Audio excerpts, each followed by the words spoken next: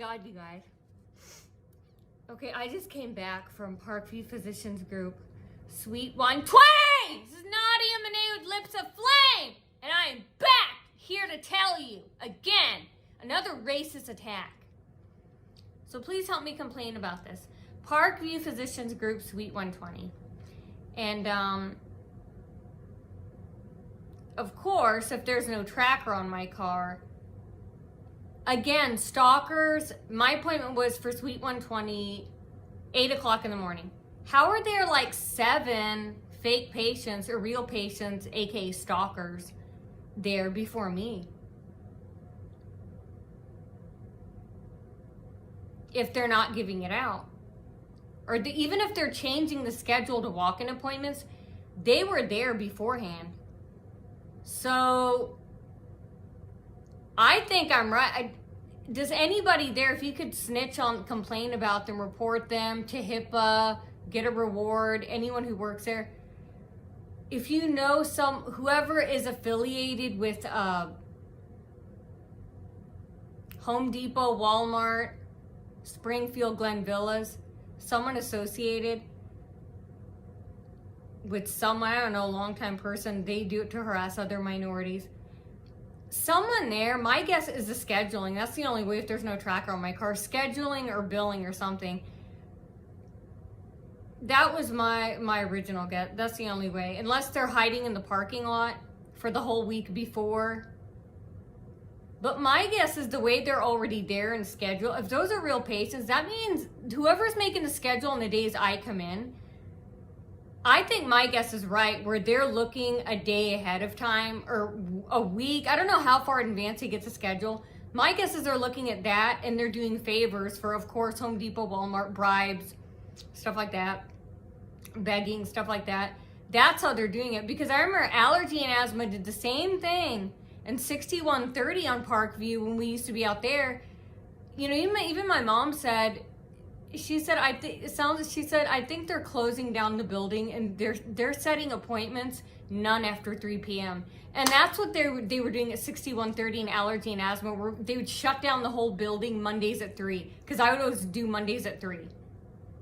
Because that was my day off and that was the time I liked. So they would always do that. And then they got in trouble when I started, telling people about it. But my guess is, yeah, if someone could find out, I think if someone's scheduling, billing, that's how they're doing it. Because how are there 7 other people if they're real patients or they're stalkers? And sometimes they're still there after 2.5, 3 hours. And we open at 8, and I got there right at 8. And there's like 7 other people there. And anyway, so when I go, oh, and by the way, they have like a broken bottle right outside the entrance of Springfield Glen Villas. I'm sure you can find out the person's name. It's the first house right when you turn in left off of Laymeyer Road. Yeah, that's their way of saying, we're jealous, we don't want you going out. Awesome. Well, I'm still living in it. Yeah, that really makes me want to commit suicide. Yeah, I really want to go out to Ace Hardware or Home Depot and buy that thick rope, buy that noose. That makes me feel the opposite. That makes me want to live. I'm that important that you walked out there, broke the bottle, put it out there where I could barely turn in left. And sometimes they'll put piles of clothes, or garbage, or cardboard, or plywood out in the middle of the street, or anyway. So anyway, I go in. The entrance is blocked. I don't know if they're really doing construction. And the entrance is blocked into the parking garage. And all these stalker cars are driving up. Their timing is off, though. So someone's telling them I'm coming in. All walkie-talkies or something, if there's no tracker on my car. Anyway, so I drive all the way around, and there are all these stalker cars. So they're getting permission. And I was told by patient advocacy, the management has all the videos. So they've been watching this for years. That the manager, whoever's the manager there, they're behind it. They're the ones doing it. Anyway, if you guys could please also complain to Rick Henvey and for the fraud. Let's see if they're real patients who are there. Anyway, so I go in there again in the parking lot, And again, cars are there driving, cutting me up. See, how did they know I was coming? It's a dark parking lot. And then they're honking, and then I don't know. Again, they're hogging up the patient parking to try and make me park far away. We don't even know again if those are real patients that parked. But anyway, so anyway, they honking this, that, and then right when I park my car again, the boring stuff, they all surround me. They all park right where, so of course management's involved. They all start parking around me, honking, yelling, and then one big van shoots behind me, and they're waiting for me when I come out of the car, like right behind my car. And then as I go in, and there's a really bad smell there. They're told to try and use your weaknesses against you, your illnesses. So they know I have allergies. They're told I have really bad allergies. But there's a really strong, like, chemically smell. And no, it wasn't Clorox or bleach. There was a janitor that's out there. And he was out there, and he was snarling and growling at me. And there was a box next to him. I don't know what it said. It looked like a box of powder detergent, but it wasn't, I'm guessing. There's nothing to clean out there with water, but I think that smell was from there. They're purposely putting it there because they're always constantly told do things that you're not supposed to do. And again, as I was going in, there were still, you could hear like people screaming from other side, from like upstairs and stuff, and from out the sides, you know, where those tables are. And then one even passed me, and then she muttered under her breath, you know, some short fat lady with brown hair. She's like, I'm gonna watch it. Like, of course I kept going. And then when I got in there, there was a lady with some kid. Again, the staff tells them to tell their kids to scream, squeeze their babies, do something to make them uncomfortable. The temperatures are also really hot in the summer. They turn the heat up, and then the winter, they leave windows open too, in the exam rooms to try and make me sick and stuff. And then they tell, these are child abusers too. Imagine they do this to me. Imagine what they're doing to their own kids and kids that go to these offices, if kids do go to these offices. But they're telling kids to scream, squeeze the baby, make it uncomfortable, and put it in a hot environment and wrap blankets around it. One time I saw that some lady had this baby covered in blankets and it was purposely screaming. I was like, it's probably hot. It was kicking us. This is like in July. It was at all of them, allergy and asthma here, Parkview, and all the other ones I listed. And that's what they all do. They all do the same thing. And so this lady, they're pretending to act like they know my every move when they don't. I have no device on me, nothing. I have my glasses blocking everything. So they're trying to pretend like, we know. No, they don't know. Unless they're getting a live feed on me of their cell phone. Anyway, maybe the manager is giving them live feed. I don't know. But they had to have been given my appointment time in advance if that was a real patient. Anyway, so I go in, and so can someone please report them for the violation? Do it anonymously. I would give my name. If it's someone you don't like, I would tell. It's not snitching. Because snitching is everyone. That means everybody on the planet snitches. That's like saying if your kid gets hurt and you need to call the ambulance, you're a snitch. Everyone's a snitch then. So go ahead and tell. I'd be proud and give out my name. Tell on that person. Whoever's making the schedule the day Nadia comes in. You want that promotion? Hey, kick them out. Tell them that, hey, this person is purposely scheduling all these patients to harass her. Racist. Anyway, when I go in, again, you know, I'm a human being too, you know. Just because I don't have blonde hair or brown, ugly hair, you know, that doesn't mean I'm not an American, you know. And so when I go in, right when I open the door, again, receptionists are hiding. They're not all filled in the checkout. So I have to checkouts or most of them are all empty. Anyway, there's some lady there with her kid, and she turns around, and then right when I come in, she goes, come on, let's get away from her. And then she took her son's hand, and of course I didn't say anything. I didn't care. And anyway, so anyway, I go up to the checkout window, and then that Yvonne, that same lady from 6130, who's been in on it the whole time since 7 years ago. She's there. She checks me in, And then some other lady comes in, and then she starts interrupting and yelling over us, stuff like that. I don't even know if she worked in that office. And she starts yelling about, again, News Nation, the channel I watch. Obviously, the only ones who could know is the neighbors, like Alan next to me, and Heidi, Dominic, and Russ, if they had, these microwaves, these microphones up against the wall. And she's talking about, oh, did you hear about immigration, this and that? I'm like, enough about immigration, okay? I'm not even an immigrant. Even if I was, I'd still be proud of it. Nothing wrong with being an immigrant. My mom is an immigrant.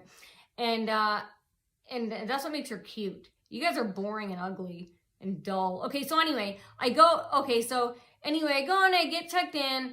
And they have a lady creeping and hiding in the back, all strategically placed there. So again, they had to have given my date out. That's illegal. Someone please, this will be much easier. If someone there, please tell on that person. Say that they're staging fake patients or real patients to come in and harass Naughty on the day, and racist comments, violence, attack is very threatening, stuff like that. Anyway, so Yvonne gives me the clipboard. She's always asking me, do you have a head injury? But I don't hear her asking that with other patients. Or are you here for a head injury? Stuff like that. And anyway, so then I go and I fill out the clipboard. And she asked to see my insurance card, which they never do. I don't know why she did that the first time. Maybe they thought I wouldn't have it. And they were going to, I don't know, try and kick me out of there. Something like that. It's my guess. Like, I don't know, maybe doing a copycat with the Brusick about, oh, we need your credit card. Oh, we need your credit card. Oh, this one isn't running, which is a lie. You have to get another form of payment. Anyway, so I sit down and there's a lady hiding there. Big surprise. I mean, I'm like, you guys can't do anything to shot. They're so boring and dull and predictable. Anyway, yeah, someone's sitting and hiding there. And then she goes, hey, shh, while I was writing. And I kept writing. I was leaning over to the side down, and she goes, did you make an appointment? And, because sometimes Yvonne asks that, and she'll ask me that sometimes too, along with the head, but she doesn't ask any other patient that. And it's not just Yvonne. I just know her name. It's the entire office. It's not just her. It's just her and some lady, Angela and Debbie, just their names I know. But it's the entire office. It's not just her. I just happen to know Yvonne's name. But it's not just her, it's all of them, the entire staff. And not just the clerical, it's the nurses, techs, everyone. And the doctors are all aware about it. They know what's going on.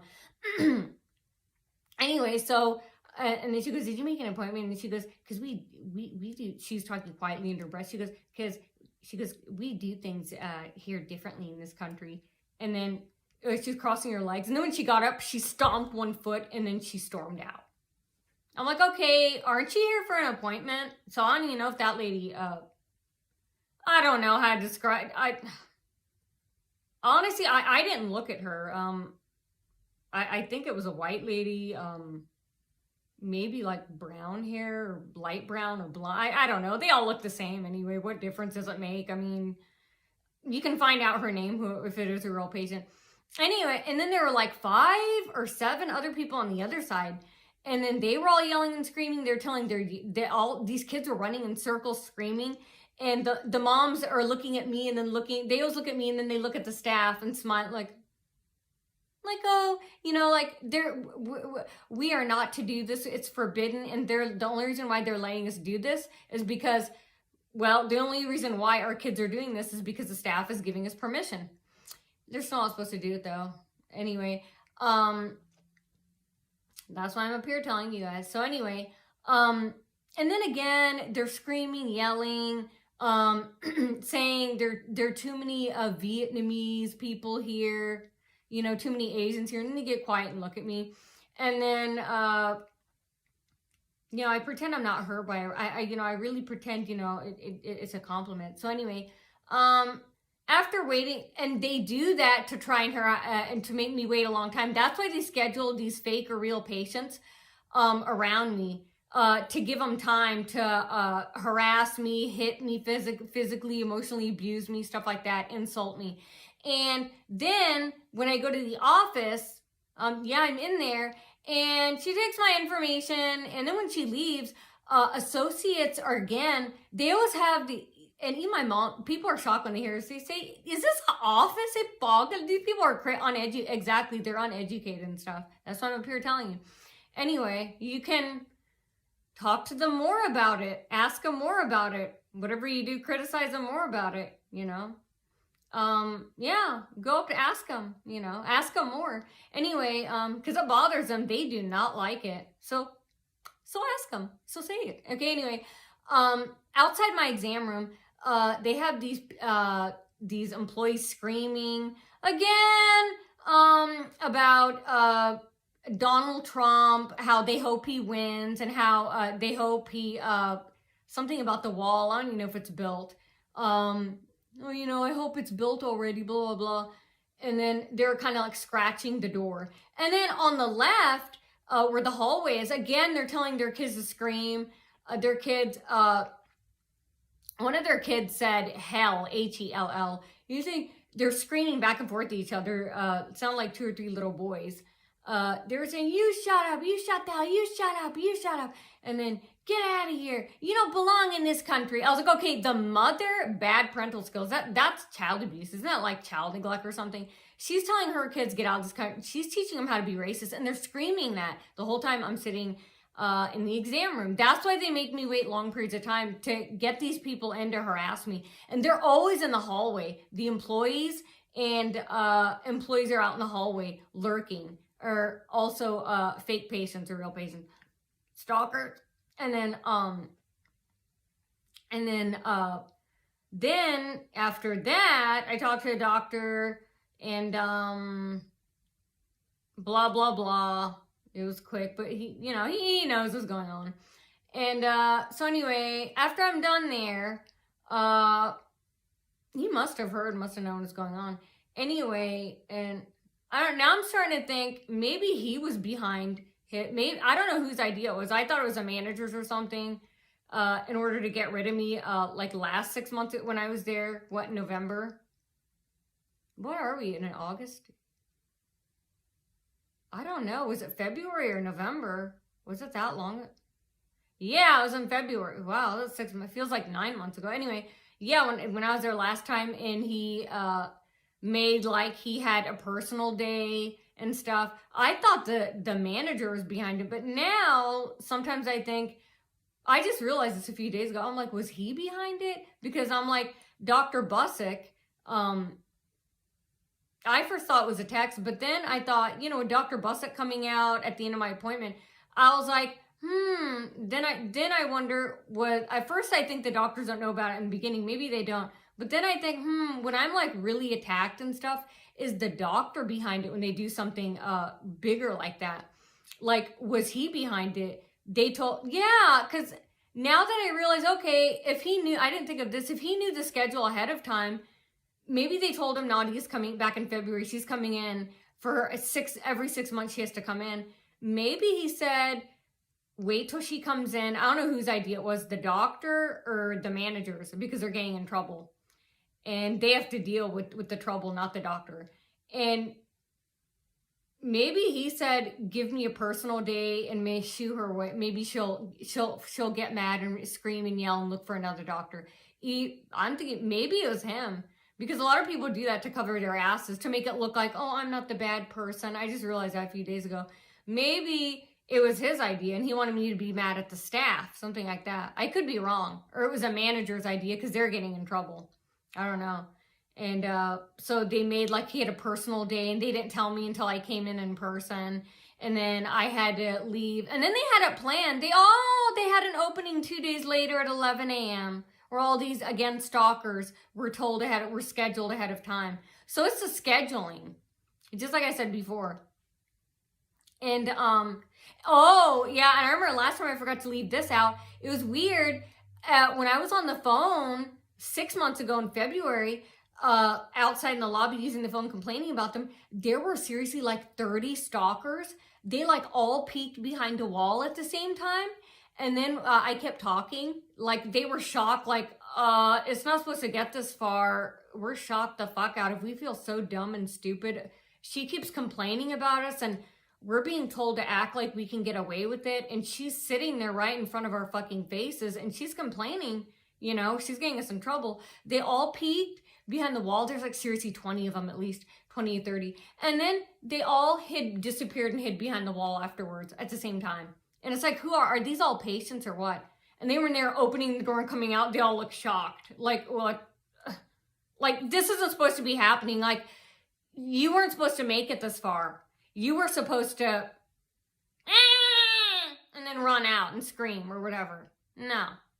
I know what they're doing, that's why. I know what I'm going to do. I know what's going to happen later, so. There is a theory to don't get mad, get revenge, so. That's what I'm used to. It's like, you know, we know, only we know inside what's going to happen later. They'll find out later. Okay, so anyway, you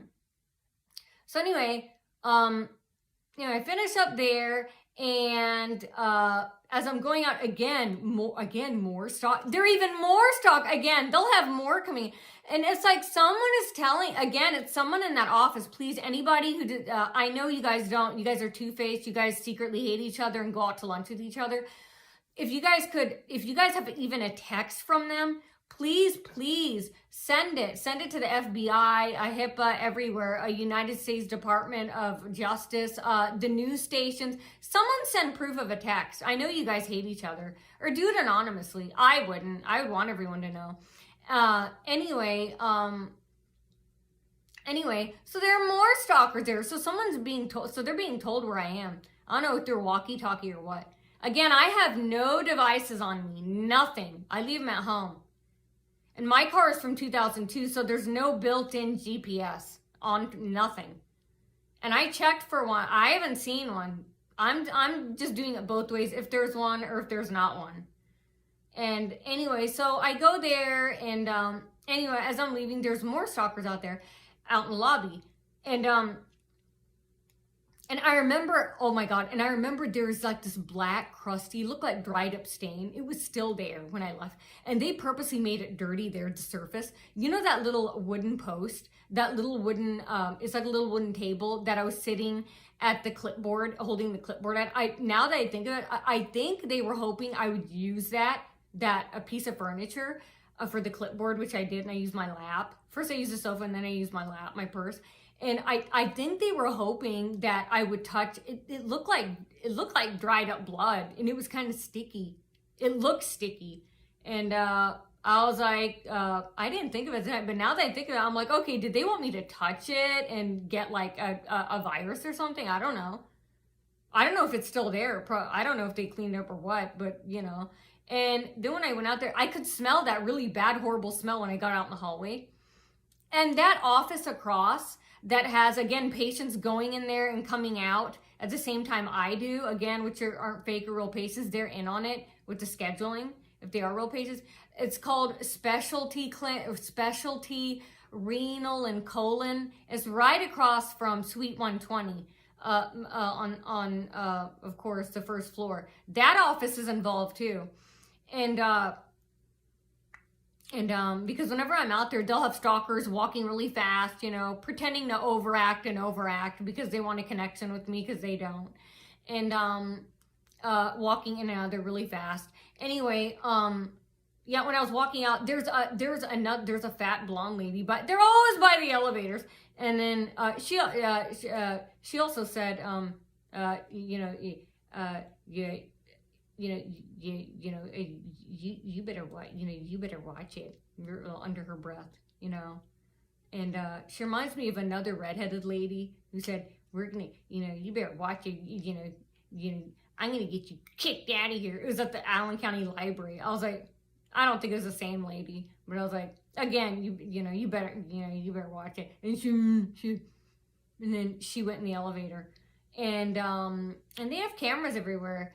So, they see what's going on. And then when I'm going out, again, there's like yelling and screaming and from both sides, left and right. And I can't see who's yelling though, because they're hiding. And then as I'm going out, there's like a group of older women that come in, and they're blocking the entrance. And then right when I come out of the doors, this car zooms off right in front, it cuts me off, nearly hits me. And how did they know I was coming? See, there's again no way of knowing. I have no phone on me, so it's the staff. I'm guessing someone on the staff has been there for years, as a close friend or relative of some criminal manager from home, like Stacy, Matt, Nick, Bill, Dan, Brian, one of them, maybe lower one, any of the supervisors there, even the low-level cash sales associates, but it's mainly supervisors and managers.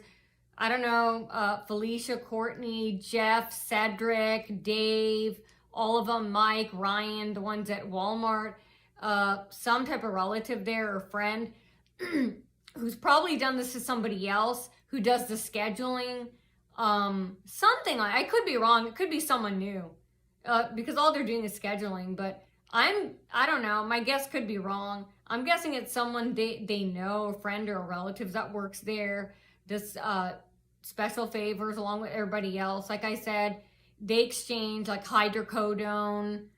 I know Allergy and Asthma does that. The rest, everyone, they take bribes. Again, free and used the Alonic home improvement equipment, free used groceries, expired day-old milk, week-old milk, stuff like that, and bribes, stuff like that, and cheap used up groceries, new groceries, stuff like that, sex acts, sex, drugs, stuff like that, and people don't do this type of stuff for free, and who knows how many others they're doing it to and have done it to. But yeah, so then I leave, and then again, all these cars start driving around me, honking in the dark. And then I go in there, and then again, always whenever I sit in my car, how do they know when I get to my car? Unless the manager's giving a live feed. So anyway, I go in there, or I go sit in my car, and boring stuff. Every time I sit in my car, then they pull up in front of me, and then they always have cars already parked and blocking me when they shouldn't be there. We don't even know if they're customers or patients. They always have cars all blocking me, so I always have to back out. And then they have cars honking, trying to hit me the entire time, backing out and going. And I start honking my horn and flashing my lights. And then they had more stalker cars coming in, pretending to act like they know where I am. No, since there's no tracker on my car, and even if there was, you know, we can weaken the signal or kill it, you know. But anyway, that's what happened with that. And then I come home, and then there's that broken glass at Springfield. That's their way of saying they're especially mad, and we don't like you going out. We don't want. Well, good. Next time, put the broken glass in the middle. Make it so I can't turn in there. Why don't you do that? Huh? What are you so afraid of? What do you think I'm gonna do? Drive off and tell someone? And yeah, they're doing a lot of construction on Maple Crest, and yeah, and then they stalk me all the way home. I don't know if, I mean, not to defend them, but I really don't know if there's a normal cars or stalker cars, because I don't know if cars in the daytime, if they have blue headlights. I mean, if they do, then maybe not all of them are stalker cars, but I don't know if that's a normal thing now, if everybody sees blue headlights during the day, because there's no way they can track me. So yeah, they wouldn't need to. I mean, all they would have to do, small area, it's easy, small little area, easily, the neighbors easily text them, hey, she's come, so it can be done like that too. Hey, hang around the street, she's on her way, something like that. But it can't be done live, so. And so yeah, find out who all those people are, the scheduling, they're violating HIPAA. If you could tell on your coworker, that would work a lot faster. But we'll keep going at it this way too. And find out what that chemical was, and what's that. Can someone please, when you see this video, please, you know, find out what that black crusty stuff is, that black crusty blood, before the neighbors text them and tell.